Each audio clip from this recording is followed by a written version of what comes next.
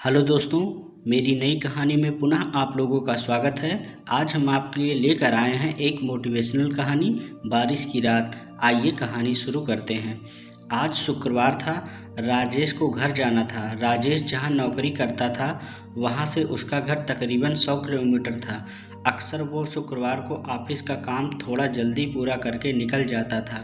वैसे तो 100 किलोमीटर का सफ़र 2.5-3 घंटे में पूरा हो जाता था, अगर समय से सवारी मिलती रहे तो।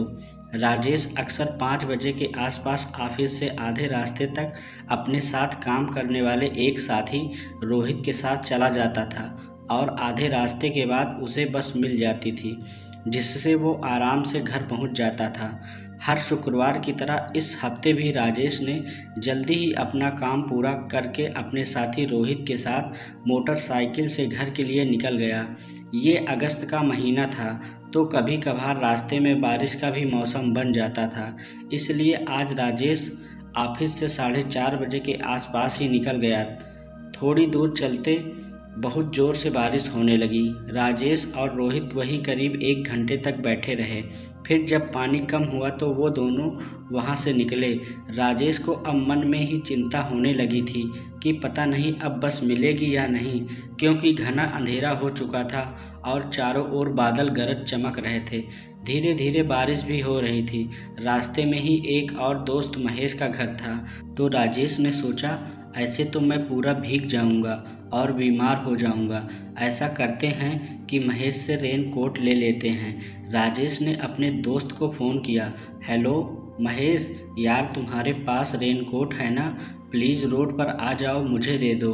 घर जा रहा हूँ, बारिश हो रही है। महेश, हाँ मैं लेकर आता हूँ। जब तक राजेश वहाँ पहुँचता महेश रेन कोट लेकर आ चुका था। महेश, आप रेन कोट लीजिए और मेरी बाइक भी ले लीजिए। बारिश में बस का कोई भरोसा नहीं है, पता नहीं आएगी या नहीं। राजेश, नहीं यार थैंक्स, अभी टाइम है, मुझे बस मिल जाएगी।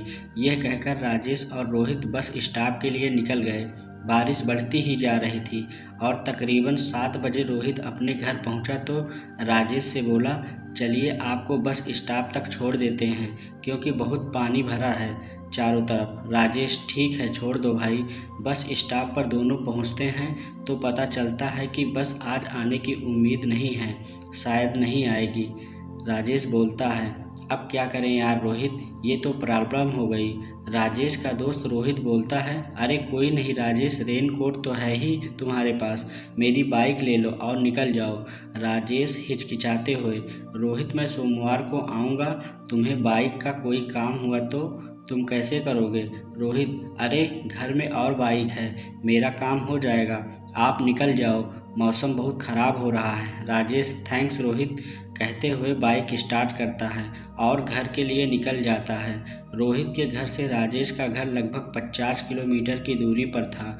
बहुत घना अंधेरा था, कुछ भी दिखाई नहीं दे रहा था, केवल गाड़ियां जो आ जा रही थी उनकी लाइट और बारिश।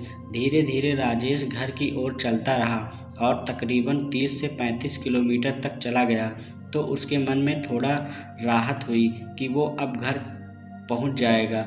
लगभग 15 किलोमीटर पहले एक बड़ी नहर थी और नहर के आगे थोड़ी दूर पर एक बहुत बड़ा सा पेड़ पूरी सड़क पर गिरा पड़ा था।